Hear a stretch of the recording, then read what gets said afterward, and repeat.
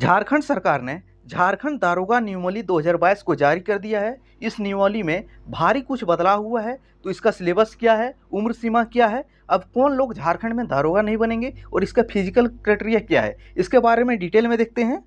तो यह देख सकते हैं, यह झारखंड के सरकार द्वारा जारी गजट है। तो इसमें जो झारखंड राज्य और पुलिस अवर निरीक्षक सर्वोच्च नियुक्ति 2016 का जो नियमावली था उसमें संशोधन किया गया है। यह नियमावली अब जो बना है झारखंड राज्य पुलिस अवर निरीक्षक सर्वोच्च नियुक्ति संशोधन नियमावली 2022 का लाएगी। इसमें क्या बोला गया है, इसमें शैक्षणिक योग्यता में बदलाव किया गया है। अब शैक्षणिक योग्यता क्या किया गया है, जो पहले था शैक्षणिक योग्यता झारखंड में, तो इसके केंद्र अथवा राज्य सरकार द्वारा मान्यता प्राप्त विश्वविद्यालय या अथवा संस्थान से स्नातक की डिग्री, पहले था केंद्र या राज्य सरकार के यूनिवर्सिटी से स्नातक की डिग्री होना चाहिए, लेकिन इस बार क्या गया है, आपके पास तो स्नातक की डिग्री तो होनी अनिवार्य है।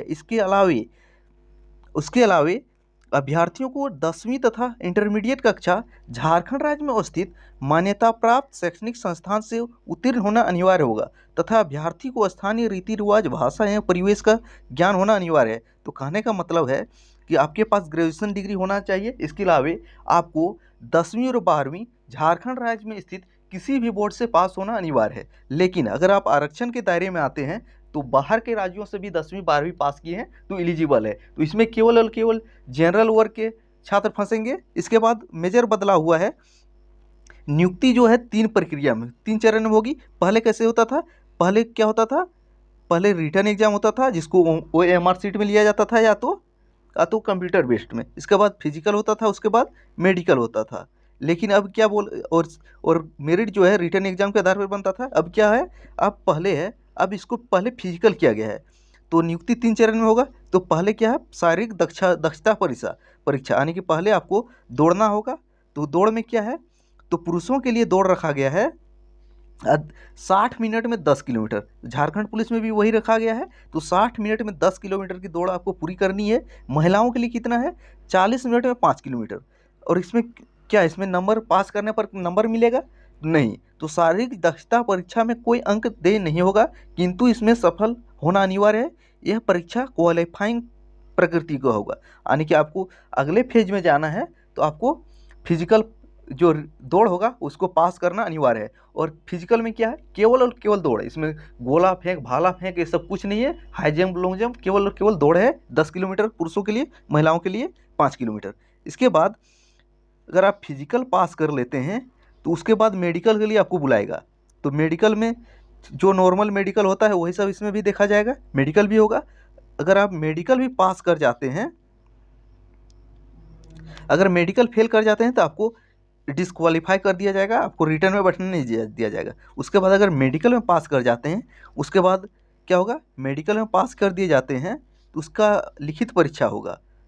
जो लिखित परीक्षा होंगे, तो लिखित परीक्षा इसमें अगर 15 गुना, 3 गुना, 7 गुना का कोई क्राइटेरिया नहीं है। जितने छात्र फिजिकल में पास करेंगे सारे का मेडिकल लिया जाएगा, जितने मेडिकल में पास करेंगे उसको रिटर्न के लिए बुलाया जाएगा और रिटर्न के आधार पे मेरिट बनेगा।